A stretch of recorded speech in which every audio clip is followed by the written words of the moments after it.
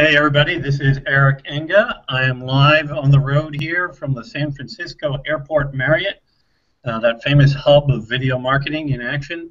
And this is a Digital Marketing Excellence Show. Super thrilled to have Ray Hoffman here with me today, joining us to talk about myth, misconception, and all that kind of stuff. So Ray, you want to give yourself a brief intro? Hey guys, my name is Ray Hoffman. I have been in the industry since the late 90s, doing primarily affiliate marketing for the first decade, but I've always done it as an SEO. So I hung out more in the SEO crowd than I did the affiliate crowd for a long time. I unapologetically and very offensively sometimes blog at sugarray.com, and I co-own a marketing agency called Pushfire. So, yeah, a blog titled Rants in Bitchland. So I get a lot of crap for that category name. Like I do. It offends some women. I get a lot of crap for that category name. Yeah, well, you know, what can you do? You have to be who you are, right? Exactly. Cool. So, just for the audience, as always, we will take questions along the way, so just be aware of that. But our hope today is to talk about different kinds of myths of SEO. And before we do that, I mean, how come there's so many of them? I think a lot of it has to do with, way back in the day, we had like the forums, and it was like everybody was in the trenches, and everybody was trying things, and everybody was sharing things.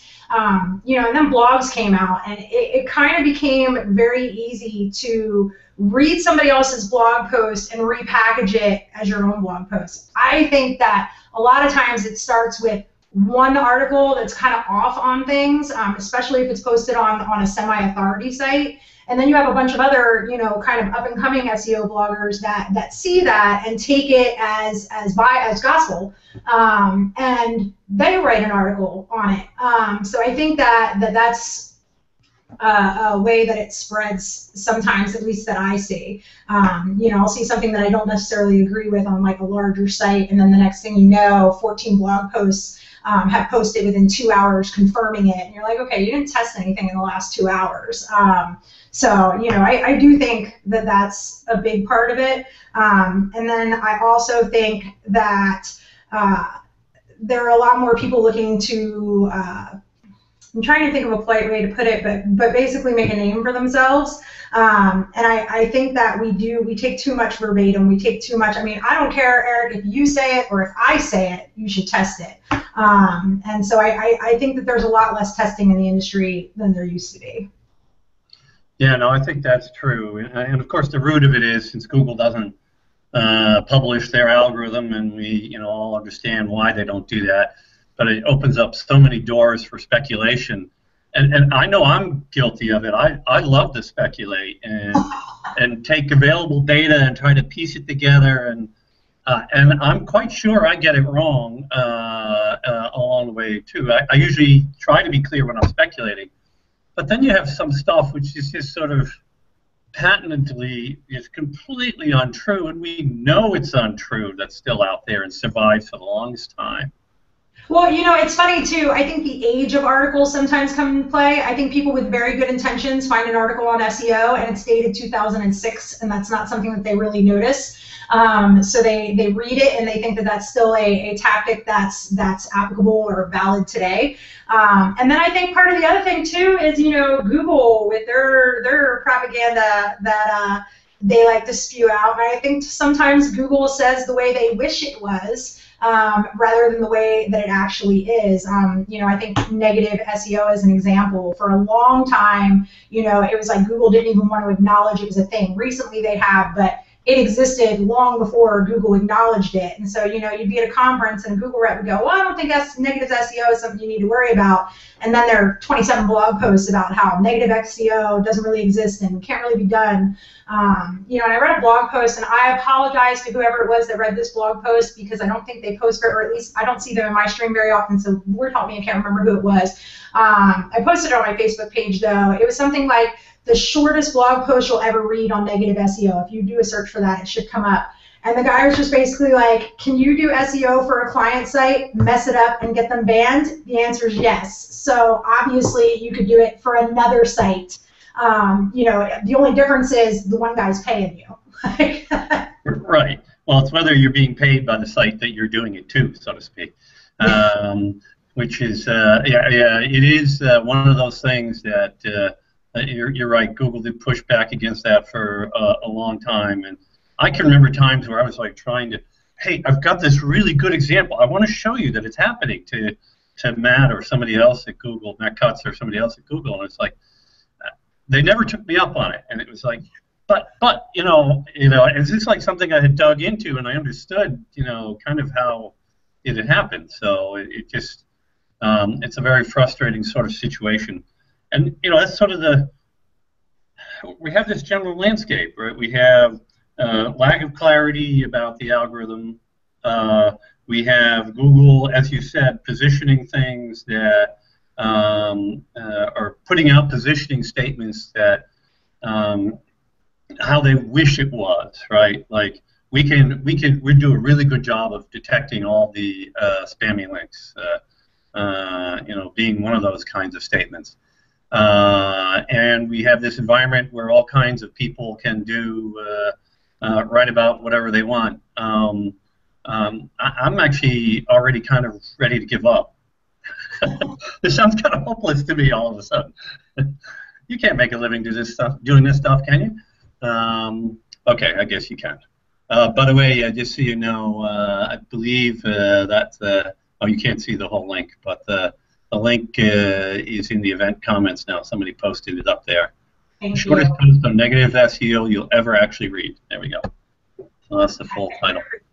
And it has. I will tell you this much though. It has over the years, and I've been around a long time. So I started doing this before there was Google, and through everything that they've done, it's kind of like, if you know what you're doing, you can win. If you work hard enough, you can win. That's been, in my experience, the entire time that I've been in the industry.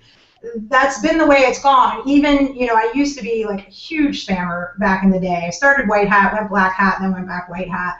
And, even when the Florida update came out, and that was initially what sent me black hat, and we didn't know they were going to roll it back 2 months later, and all the sites hit that shouldn't have been hit were going to come back.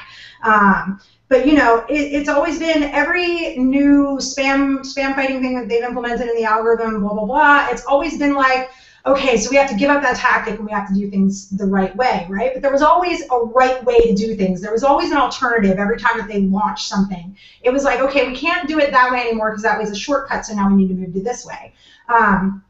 Somewhere around 2011, and I say somewhere because we all know it was April, somewhere in 2011, I'm referring to the first Panda update, the game changed. And it to me, it no longer felt like, okay, there's an alternative where you can do it right anymore. It's, we have to stop spammers, and in order to do that, we are willing to throw out some babies in the bathwater to do it. So you are not guaranteed that if you do things the right way that you can win anymore. And for me, that's been very defeating the past 2 years, that you can see sites that are essentially false positives. And there's no communication from Google. There's no way, you fix it. And even, what are we on now? Almost 10 months since the last Penguin update. So it's like all these people got obliterated in Penguin on October 4th, 2013. And everybody who cleaned it up October 5th, 2013 is still sitting there, waiting for the algorithm to update. So I don't know. I don't know how you feel. I know I've talked with a few other SEOs, but it's kind of like, nobody goes past the first pages of results, right? The joke is, best place to hide a dead body is the second page of Google. So it's like nobody goes past the top 10 results. So if Google finds 30 quality sites about blue widgets, right, and they've got 4 spammers in the top 10, and they implement something that gets rid of those 4 spammers, but it also gets rid of 2 legitimately good sites, but they've got 28 other legitimately good sites, and 10 of them will take up the first page. So to me, it's kind of like they almost don't care about the 2 legitimate sites that they killed because their results at the end of the day are better. Whether or not they're wiping out businesses that deserved it or not, at the end of the day, the results are better. And I get that their responsibility is their results, but at the same time, I at least once a month I get a call from a small business or a medium business that is firing employees and struggling to stay open because they're waiting for a Penguin update. So. Yeah, no, I get very frustrated by that too. And first of all, I totally agree with your characterization.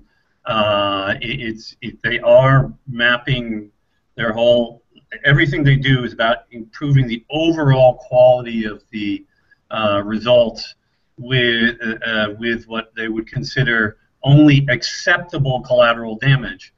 And unacceptable collateral damage is you knock some major brand out of the search results that people are actually looking for, because that would end up lowering their quality probably, right? Because people would miss it.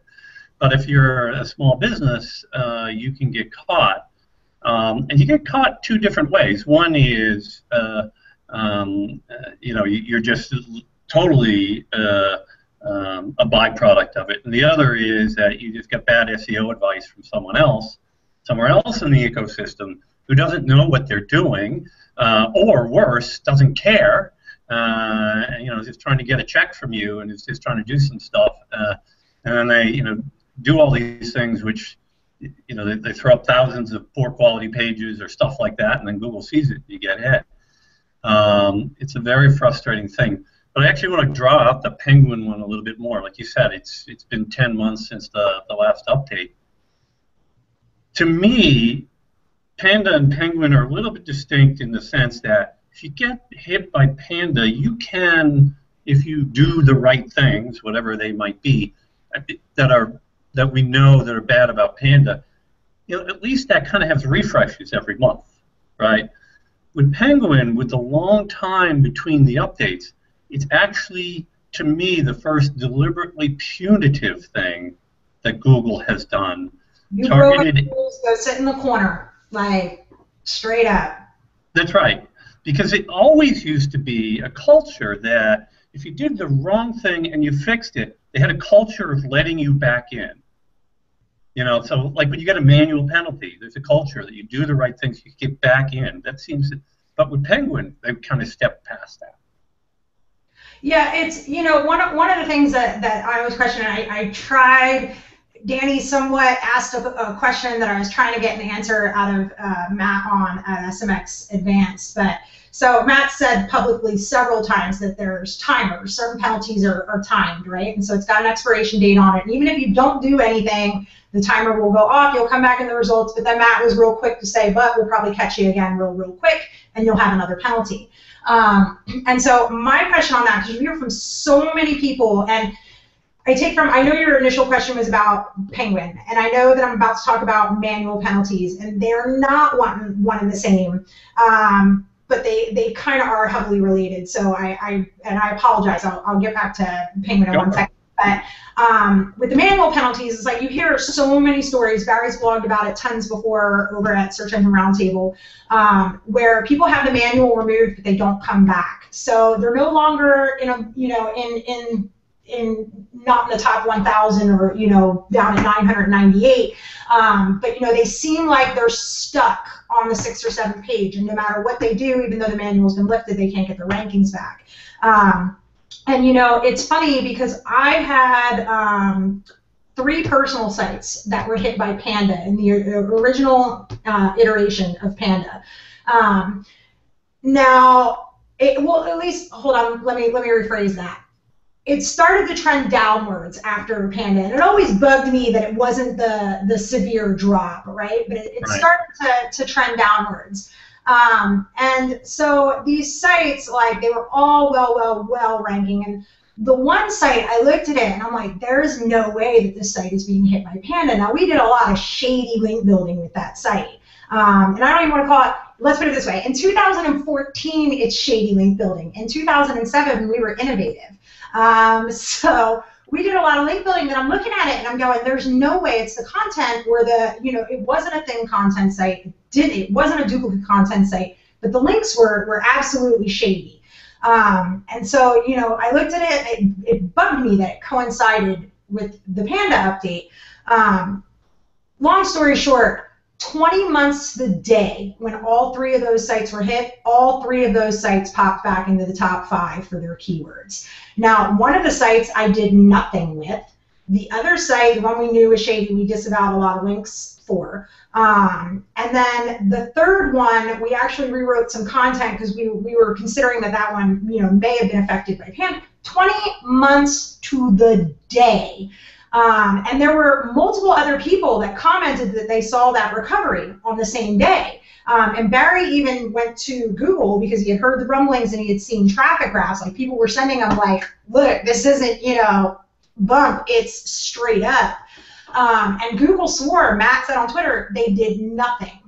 So to me, I'm looking at it and I'm going, okay, well, you did nothing. Something happened. Yeah.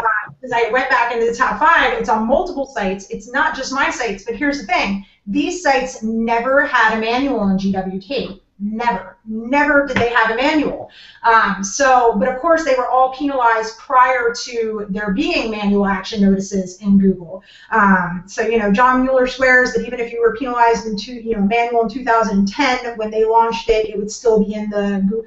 But I look at that and it's just like, for a year and a half, we're going, okay, well, this coincided with Panda, so it must be Panda. So that's, typically that's when you see the traffic drop, that's what you as a webmaster are going to sit there and try and fix. And 2 years later, I'm like, 20 months later, I'm like, no, pretty sure that they hit me with a link penalty the same time that they hit Panda. And for 20 months, I've been spinning my wheel. So, it's just, they made it so freaking confusing in that regard with Panda, Penguin, manuals, and then I think they're doing ones behind the scenes. Whether or not, you go through the manual reconsideration and they go, okay, we've lifted your manual penalty.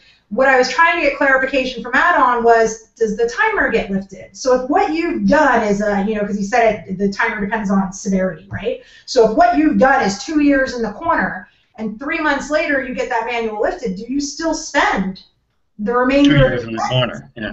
In the corner, yeah. So there's that, and I apologize. I didn't mean to go off on a diatribe there, but I was actually curious as to your feedback and your thought on that. No, I have seen things like that happen as well. Of course, it's very tricky with link penalties where you actually do the cleanup, right? Because when you do the cleanup, you of course remove links that used to help you, and so there's that kind of scenario.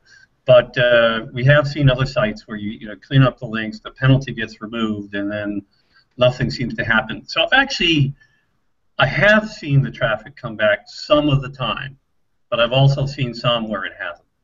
Yeah, we had one recently where the guy he just, as you said, he just took his SEO advice from the wrong person. He was paying some company, they built his links. And he came to me, and they were all like those PR directories, so like PR4 get listed here. And so, we went in and we basically disavowed everything that we could tell this other SEO company made. And when we sent in the re-inclusion request to Google, or reconsideration, we basically, and I basically told him, I said, look, this guy thought he could hire an SEO, thought he hired a good SEO. They obviously took a lot of shortcuts. We got rid of everything we could. Here's the list we disavowed of the rest. I split them out by, spammy comments that we couldn't remove because the blog's been since abandoned, page rank directories, blah, blah, blah. And his penalty was removed. And he was one that I saw made I think he made a full comeback minus the links that were actually helping him. I've seen that as well, but I've also seen the sites that just don't move after that. But, it hasn't been 20 months to 2 years since they cleaned everything up. So who knows if they're going to magically see their traffic spike again soon. Yeah, crazy. So, by the way, just a comment from Bill Slosky out there. Today's Black Hat. Unlikely to be tomorrow's innovative disruption. Well, there you go. And just a reminder, people, if you want to ask questions, you can. We definitely will take them on. But let's actually talk about some myths that trap people these days and that they encounter. Do you have some ones that you see people come to you more often than others? I mean, it depends. It depends on the sophistication of the industry. So, it surprises me, though. Every day I think small businesses give me the biggest surprises on some of the myths. My little cousin does screen building, and so I'm building him, he does rescreening on like lanais and stuff. So I'm building him a website, and I said, hey, can you go to like, a few of your customers and get testimonials? And he comes back to me and he says, the one customer said that you should write it and send it to him so that he can approve it because he knows there needs to be keywords and stuff in it for me to rank on the search engines. And I'm like, I'll just worry about that. I was like, can you just have him write a testimonial? But I mean, you're talking, this is 2014, and it's like, put the keywords in the testimonial, and that'll magically rank your homepage for Tampa screening, So I think one of the big ones is the certain people don't believe in negative SEO. I equate that one more like the Sandbox back in the day, because when the Sandbox first came out, for anybody that hasn't been around forever, when Google, it used to be quantity trumped everything when it came to their links, and then it was PageRank trumped everything, and then they came out with, it was around the time that they came out with, or at least they did that, Bill, don't shoot me, because now that I know that Bill's in here, I'm all paranoid to say anything about a patent, but I forget, it was something to do with trust rank, but basically, Google came out with a thing where basically they wanted some time to pass before they could, trust your links, and you had to have a few links from extremely trustworthy sites, and people referred to it as the Sandbox, and so it was basically like a brand new site would launch, and their links wouldn't count. Now, after that, we knew that it was basically, no, your crappy links that we used to get from like PR4 sites, blah, blah, blah, were what wasn't counting. We needed we needed authoritative links. And so you had that group of people that's the way they built sites, was they genuinely built a site that they nurtured, loved, and grew, and it was their only site. And they're like, there is no such thing as a Sandbox. Well, because, they're out there developing these authoritative links, just because they love and are nurturing the site.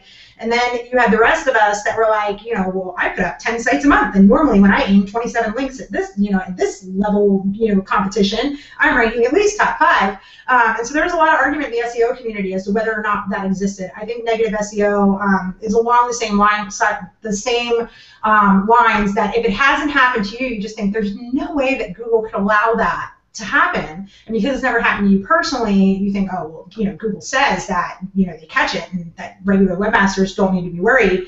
And then there's the rest of us that deal with either tons of sites, or, that test the limits and push things and do things that we're not supposed to be doing, to see what happens, and we're like, oh, no, this is beyond possible. The big thing for me is, I'll tell you one I don't know if I want to call it a myth, but I know when it comes to penguin cleanup, I hear this question a lot from people, when people will tell me, I'll go to get rid of some links, or I may leave some links, and people will ask me, well, I have 20 guest posts, and my competitor has 80 guest posts, so I don't understand why I got hit and they're fine. And I'm like, well, your competitor has 100,000 links that they've hidden those 80 guest posts in. I'm like, you have 200 links, which you've hidden your 20 guest posts in.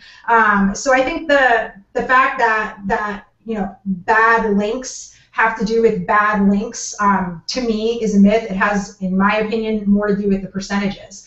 I think you can have 2,000 crappy guest posts, in between Viagra and breast augmentation with exact match anchor, if you've got 2 million brand links.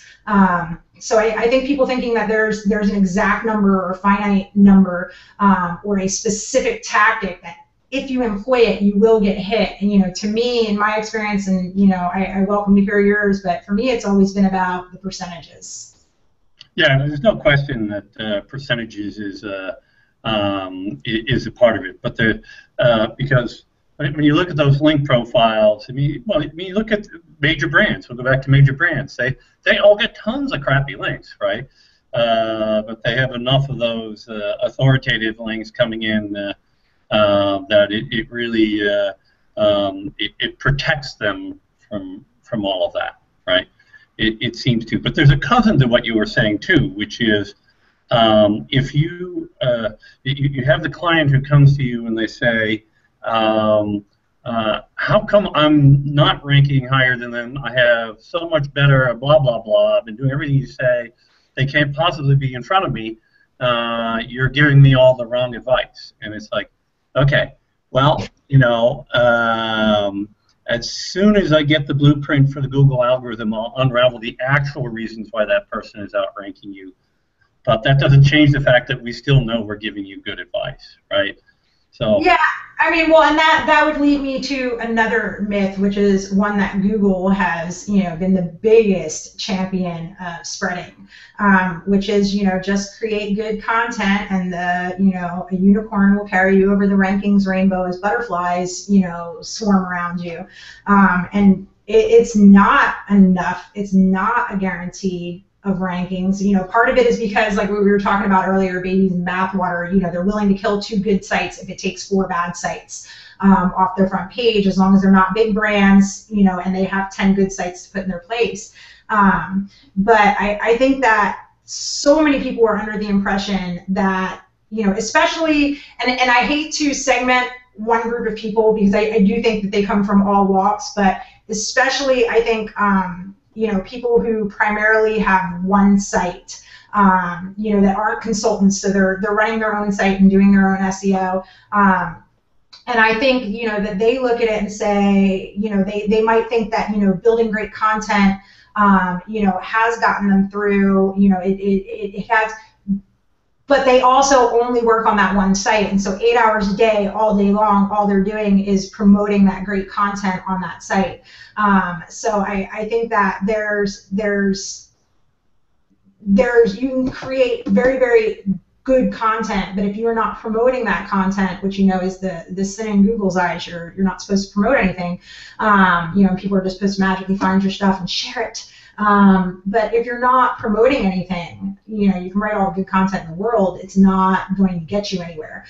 The other thing too is, for the love of God, on that reverse, so many people write good content with zero attention paid to the keywords that they're using. And I know 2004 I'm talking about using keywords, but you do want to rank for certain words. So it's like, if you're going to create this killer piece of content, and not to pick on anybody, because there's a very famous blogger that loves to headline their posts, with like 14 things Spider-Man can teach you about marketing.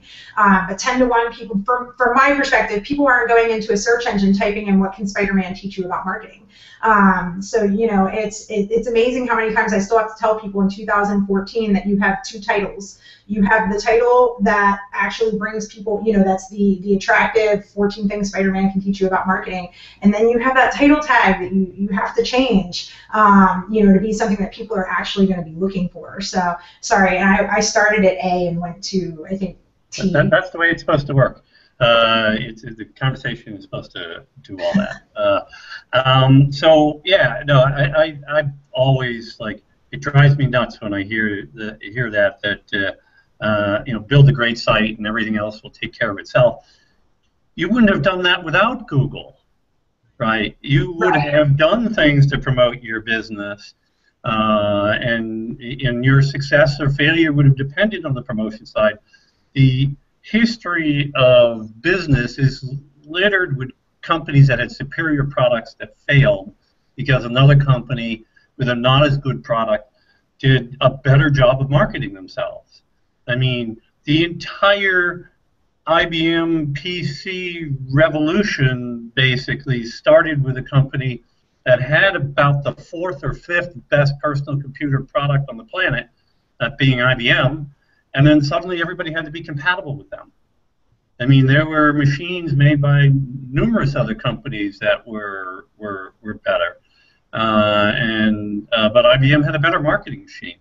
So that by itself is one thing that you have to take into account.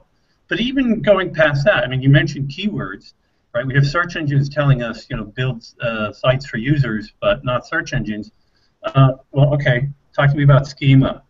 Talk to me about XML sitemaps. you've set this up so I can design something for search engines, right? Well, they only want you to build for search engines if they can take that information and somehow make their results better to profit off of it. They do not want you to do that if it's just about getting you better rankings. I've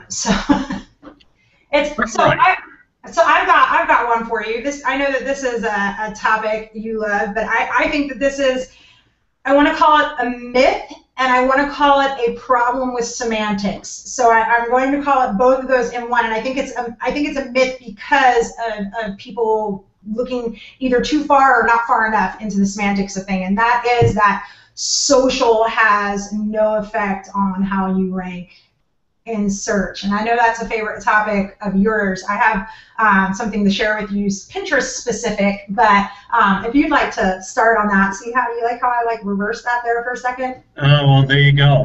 Well, okay, I mean, as you know, I've written about this once or twice or, 30 times. And we've done our own studies where we have certain specific things that we've tested. So we've tested Google Plus to see whether or not shares of a link to a page would impact ranking for that page for non-personalized search. Okay, there's a little bit of a mouthful there. And we didn't find anything statistically significant to suggest that that would be a factor. We have also done testing with Facebook and Twitter, which is a little less precise, but what we did is we measured indexation rates, because the argument would be if this was such incredibly important content, then Google would index a lot of it, particularly from very influential profiles. And there we also didn't see that Google was treating that content as incredibly important. We kind of extended that into a conclusion that they wouldn't be using that data. But then I would also say, if they're not using the Google Plus data, then why would they be using Facebook and Twitter? So that's where we are on it. So from my perspective, I think that everybody looks at that statement as being too literal, right?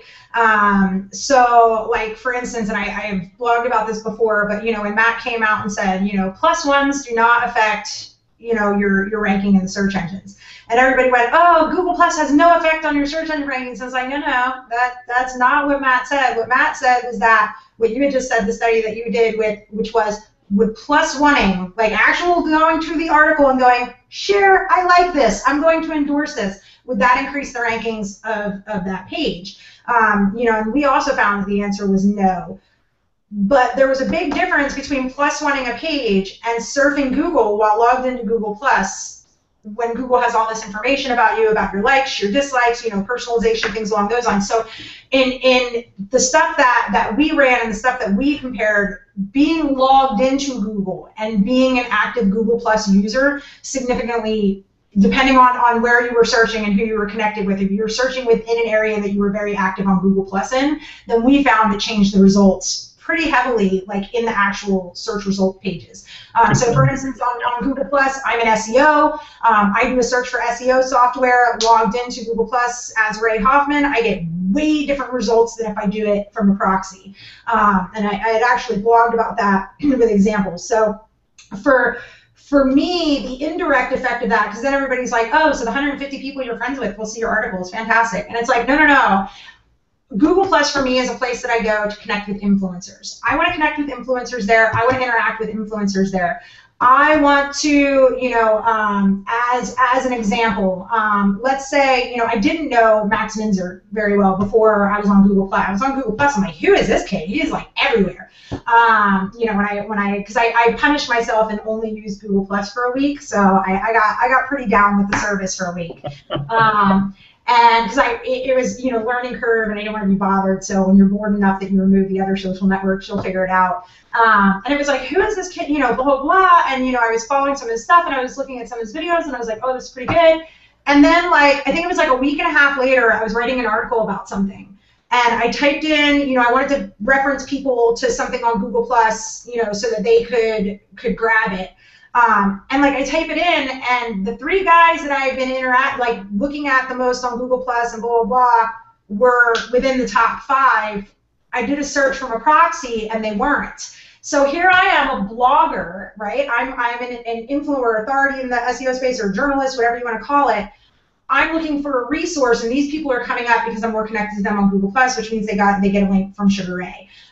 So for Google+, for me, I'm looking to connect with, as what was it Rand called them years ago, the linkerati, like the people who actually give out links. Then you have, for me, Twitter is a lot the same thing. I want to be put in front of the linkerati. That's my sole purpose and goal for Twitter. And then you've got Facebook, which I use more for communication, because I think that Facebook, from a brand perspective, people are a little more, I don't know how to explain it, but they're a little more interactive with a brand on Facebook than they are on Twitter, at least in my experience, unless they're complaining about customer service on Twitter. And then you have Pinterest, which is just the most amazing thing ever. I don't know if you've done a lot with it, but the other thing is like you said, is Google using social signals. And I'll tell you, I put up a blog in November, very end of November, and I said, I am not going to do any link building for this thing. I'm going to 100% run it through social. Like, I'm not going to do anything but social. And I've built up it's only about 3,500 followers on Pinterest, but they're very active, meaning, like, I always joke that, like, I could post a picture of, like, a crumbled up gum wrapper and it would get 10 repins. And so they're very interactive, and, I've worked since I launched the blog and it's a topic that I'm actually interested in, so it's easy for me to do it. So, I'm on Pinterest, and so this blog has 40 posts now, and I'm dead serious on this. If anybody in the chat room doesn't believe me, I'll show Eric the numbers later. It's got 40 posts, and it has 75,000 pins between those 40 posts. They're legit. I did not use any type of, like, repinning, Fiverr services. So 75,000 between the 40 posts, 35,000 are aimed at one post. There are at least 9 posts that have over 1,000 apiece. And I'll tell you, this blog that I've never built a link for ranks on commercial terms. And the pages that are ranking for the commercial terms, now I, as an SEO, very much optimize the content for different keywords, the title tag for different keywords, blah, blah, blah, but I only promoted it through social. And I'm talking, like, top 5 ranks on commercial terms. And when you do a search for, like, backlinks to the specific page that's ranking, the only thing that comes up is Pinterest. Now, if I'm Google, do I devalue Pinterest links? Heavily, heavily, heavily. I heavily devalue them.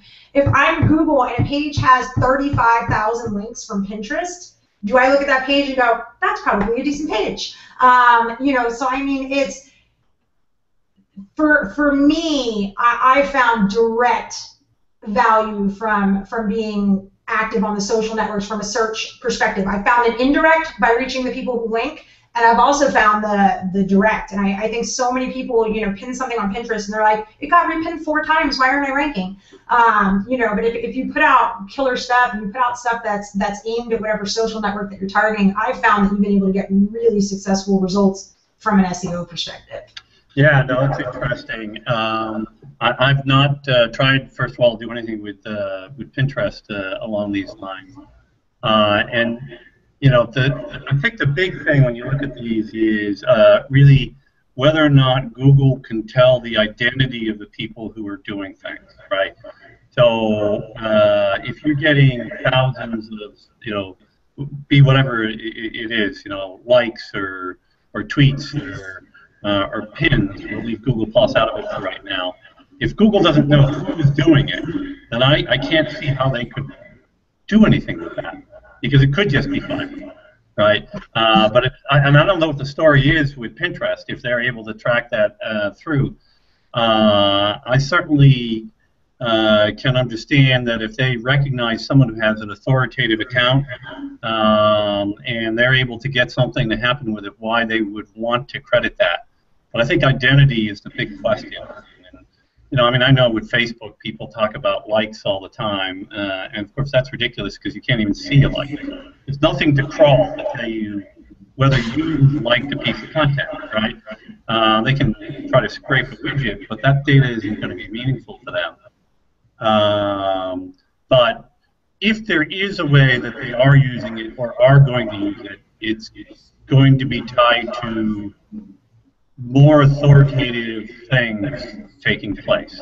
So I'm just curious, for the sake of debate, you don't think that they because I mean, and I can't remember which Googler said this, but they've said in the past that, they treat links from, they said specifically Facebook and Twitter, they didn't say Pinterest, but they said they treat, which I took to mean social, that they treat links from Facebook and Twitter the same as they treat any other link on the web. Now, I think that's BS, because I think that you have to devalue those links somewhat. Well, they are no follow. Right. Well, I mean, from a search perspective, even if you're using that as a signal, you have to devalue them somewhat. So even if, let's just say that Google's not telling the truth and they do look at social somewhat, I would imagine that even if you're using Fiverr, yada yada yada, if you have a significant jump in social action on a post, if I'm Google, I can't ignore that, because I can't ignore that somebody's not going to hear the title of the post and type it into Google and not be able to find it. So I mean, I really think, especially, and I'm launching 2 more sites right now to see if I can repeat the same thing as I did with this one site on Pinterest. But it's, I just think that if you see a post that's getting 36,000 pins, I think that you have to pay some attention to that, because otherwise somebody goes, oh, what was that post I saw so-and-so share on Facebook? If Google doesn't have that answer, then for Google, if I were Google, that would be an issue for me. Yeah, I understand the argument. Like I said, I think if there's, first of all, the other caveat I should have said in terms of the studies that, I actually have to put this comment up, by the way. Our data shows that watching our HOAs will help you rank better. See, we're starting a new myth right now. So, first of all, I think the normal problem, actually, I'll answer your question directly, and then I'll give my caveats. So, I do think that is something they should care about. I do think whether their ability to care about it has got to depend, again, whether or not they can understand who's doing those things.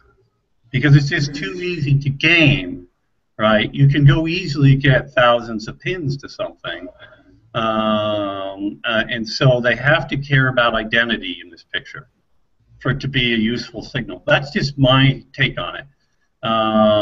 But of course we know there's been some historical indication that they looked at tweets, for example, to discover news, and so they literally talked about that at one point, and then they kind of backed away from talking about that.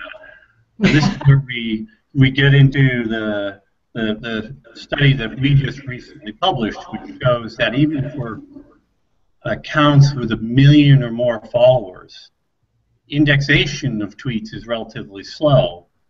Although that doesn't mean they couldn't actually crawl the tweet and use it to discover something as news.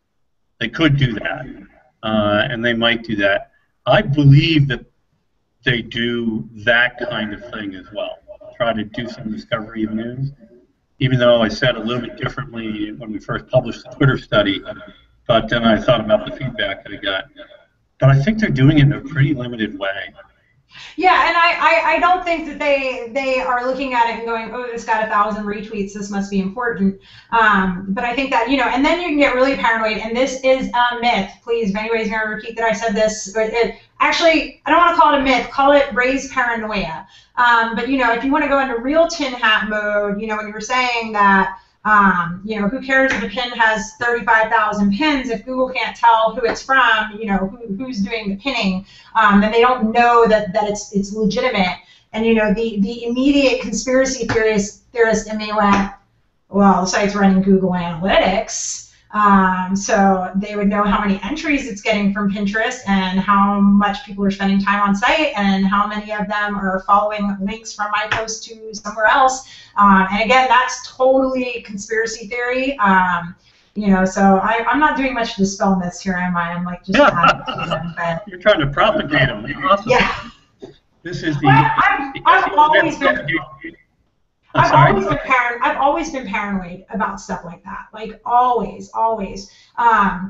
You know, it was one of those things that, so, you know, years ago, years and years and years ago, you know, we would spam the hell out of sites, and, you know, right around the time that started getting harder. It used to be, you know, you throw 100 sites against the wall, 90 would pop, and then it got down to you throw 100 sites and 5 would pop. I was out when it hit about 25. But so, you know, you'd go and you do that, and we would look at it and go, you know, what is the difference between Jib Jab, you know, because they had come out around that time, and they went totally viral. And so it was like, well, what is it? Jib Jab got 20,000 links overnight. Why is it that I get 20,000 links overnight, you know, and I'm getting whacked? And there's a lot of speculation for that. But I know, you know, back then, one of the big things was, you know, 2 things. One, that people were actually going to Google and typing in Jib Jab, right, because they heard about this site. And the second thing was that, you know, so many people had toolbars installed, and the difference between our fake links and Jib Jab's real links is that people were actually clicking on the links and visiting Jib Jab, right? So I mean, there's always been that aspect of, you know, for them, it's all about, you know, checks and balances, and like, you know, that leads to another myth that link building's dead, and blah, blah, blah.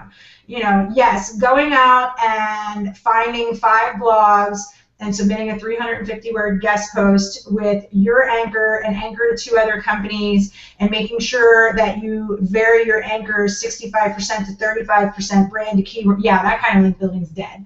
Or it's not even, I don't want to call it dead. It's not dead.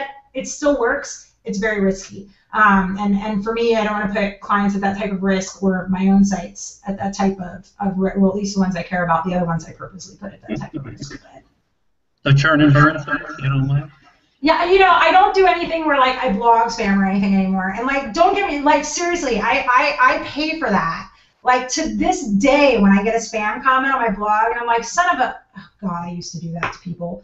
And like, I hit delete. So I mean, it's, you know, I definitely feel guilty about back in the day. But no, the stuff that I do now isn't about churn and burn as far as, you know, spamming the crap out of other people. It's more just seeing what I can do from a search perspective. I've not heard the blog that's linking to Viagra and then breast augmentation. I'm not hurting them if I get a guest post from them to aim at a crappy site. You know, they're hurting themselves. So. Totally. Okay, we haven't actually taken any questions, so I'm going to pop one in here now. Denver Profit Jr., which is more valuable, web hosting, directory listing, or schema service on your own site? Do those industry listing sites matter anymore? I think he means like in industry. Like an authoritative directory, I would assume. Like if you were a wedding planner being listed on like iVillage Weddings in their directory or something along those lines. I think that's the kind of thing I'm talking about. Yeah. You know, for me personally, I'm a traffic whore. Like, and I apologize, Eric. I never asked you beforehand. I'm sorry. Like, I don't know how family friendly your show is. I promise I'll keep the F word out. But like, I'll take traffic from anywhere. So like, my number one qualification on what's going to be the most valuable to me is what's going to drive me actual human beings. Because at the end of the day, like we were talking about before, you know, there is no guarantee that if you do everything right, you are going to forever be golden in Google. You know, so for me, I would take where I was going to get traffic. So if I was looking at a directory and it was like high PR, but, you know, and I hate even using PR, but, you know, high PR and authoritative backlinks and blah, blah, blah. If it's not going to send me traffic, if it's buried on, you know, page 9,000 that doesn't get any traffic and it's not going to send me any actual traffic, you know, then I would probably take doing on-site stuff. I don't know necessarily if it would be, you know, depend on whether or not schema was highly applicable to the site. But for me, I'm always going to take the traffic. You know, and then schema is a weird thing in that, you know, they're like markup, markup, markup. We'll show it all in the SERPs. Oh no, now we're not going to show it all in the SERPs, so we're going to randomly show things in the SERPs. So, I mean, I don't know. We've seen several sites now, and we still recommend it because it's proper SEO. But we've seen several sites now go through a lot of time and effort to implement schema markup, and you know, some of the times it's not even shown in the SERPs. So, you know, for me, I'm going to take the traffic. Somebody tried to just come in my hotel room door just while you were talking about it. It's like, go away. Okay, so they don't realize I have a late checkout here. So, yeah. So what would you do, the schema or the directory? So me, I'd go for the traffic too, and it's a great way to qualify a link, in my opinion, right? Is if it's a link that you might get traffic from, then, you know, if it were me and I were a search engine, to steal a Greg Bozer type phraseology, if it were my search engine, as he says, I would want to value the links that might actually give the site to get some traffic, right? And so I think that's a really great place to focus. It's a great way to judge whether it's going to be a link you should try to get. But I do think there's a hidden benefit to schema, and I can't prove it, but you know, schema isn't just about whether you're going to get that rich snippet, in my opinion. You know, we know that you know, search engines are better, trying to get much better at semantic search and understanding what's going on there. And you know, in my opinion, they've kind of given us a blueprint as to the kinds of things you should talk about on a page on a given topic. It's called schema. You can go see what the schema is for that kind of page. Say, oh, these are the kinds of things I think might make sense for this page.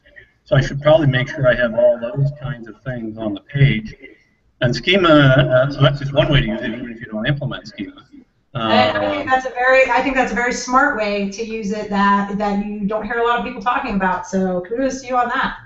Yeah, and yeah, because they're trying to draw those things together. They're trying to understand, you know, what content makes a more complete page. And I don't know if you saw the data that Marcus Tober presented at SMX Advanced about co-occurrence analysis. It was very cool. What they did is they looked across 25,000 search terms at the top 30 SERPs, and in looking at that, they figured out what the patterns were of the most important words, and then they did a correlation, and they found that usage of those most important words correlated very highly with ranking position.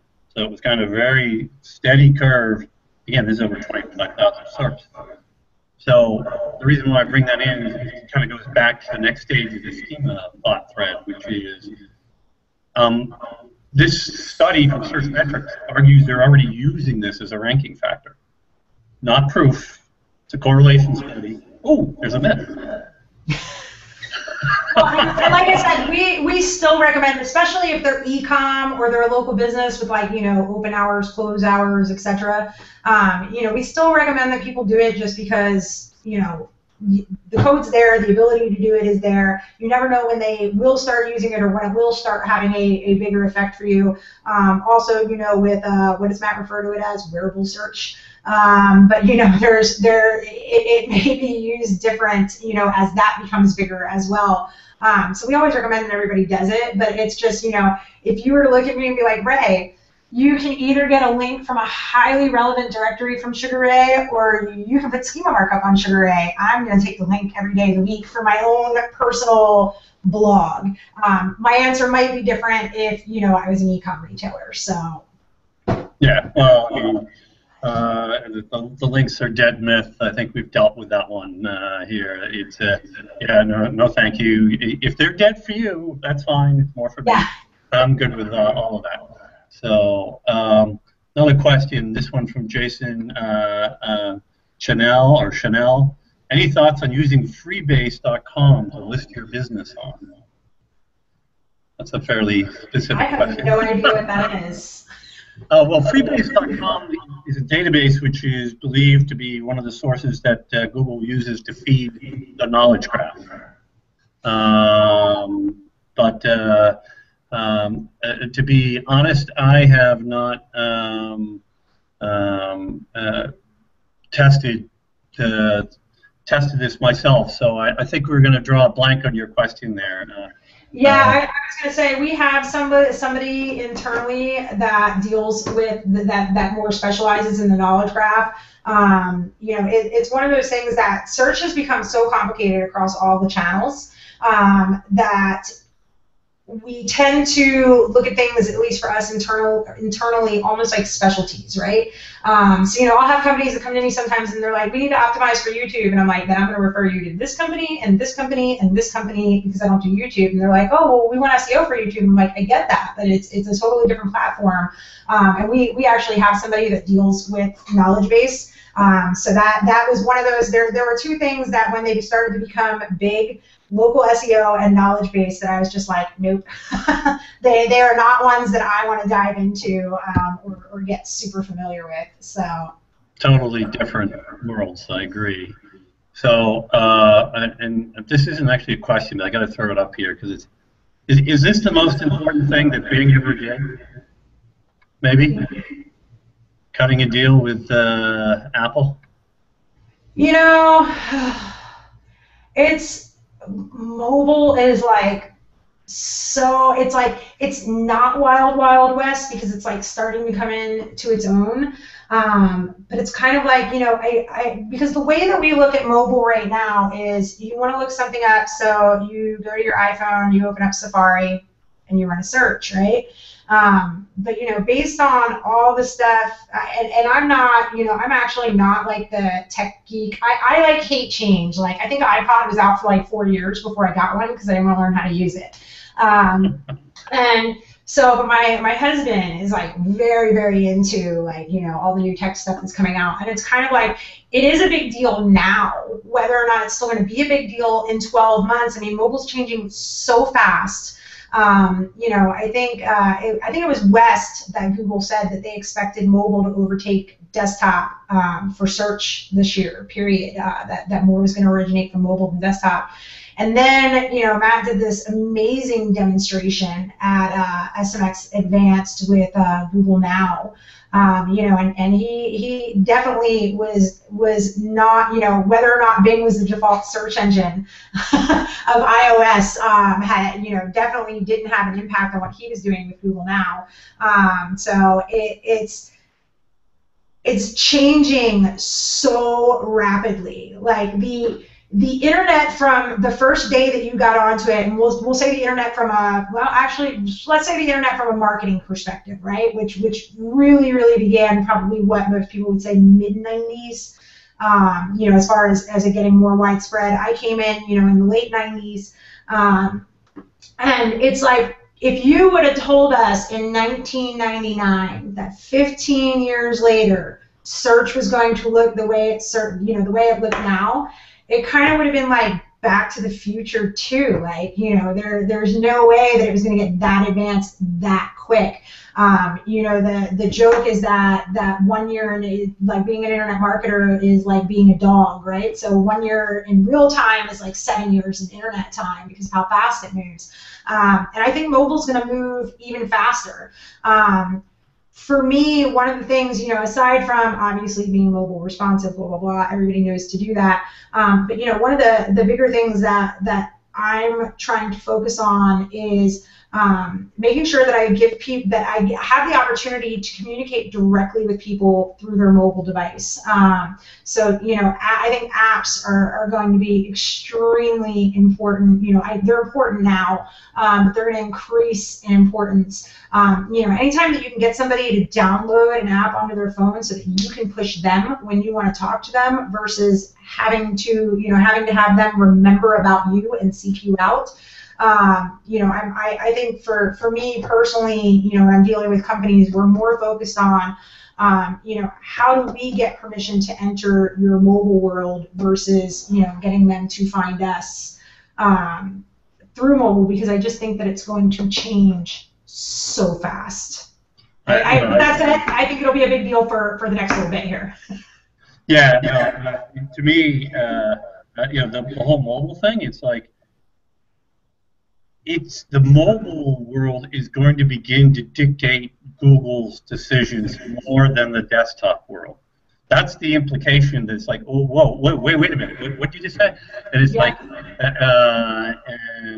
that to me is something that I think very few people are ready for, personally. You know, it's funny for anybody that there's a guy in search, and there's two of them. So, but Mike Martin, who works for Covariio, and there's actually two Michael Martins in search. But Mike Martin, who works for Covariio, you know, he's been preaching mobile since, you know, the days that we were all going, mobile, I ain't worried about mobile. You know, he's been preaching it for a long time, and if you have a chance to read some of the stuff that he does, I know he columns at a few of the larger sites. I definitely would, you know, in my experience, you know, him and I are friendly, and we'll usually go out to drink or something at a conference, and it's never been from a work perspective. We're just friendly, you know, on a personal level.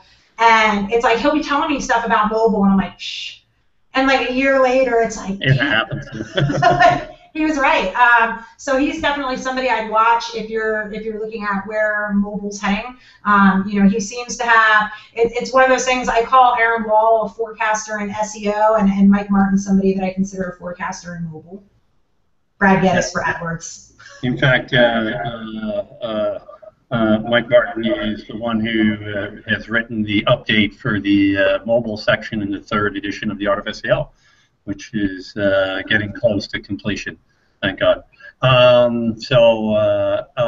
we're actually slightly over time here. We've run through the hour. I could have done this for 2 easily.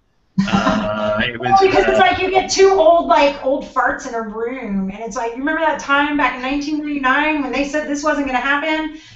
You know, it's a long time to be in the industry. It's a lot to go over, and a lot's changed, and a lot's still coming. Yeah, no kidding. And we didn't even get into affiliate stories. We should do that sometime.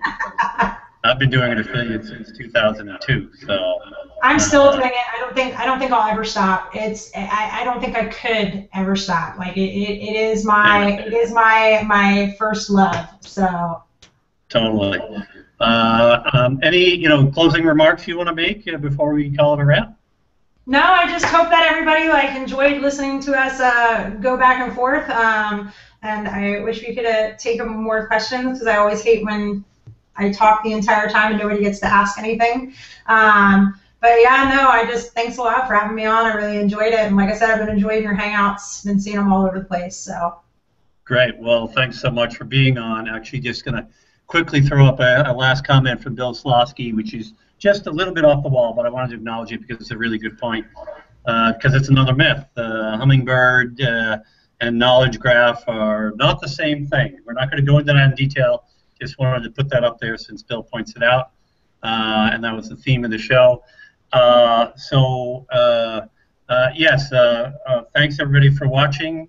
Hope you enjoyed it. That's it for the Digital Marketing Excellence show for today. And look forward to seeing you all next time.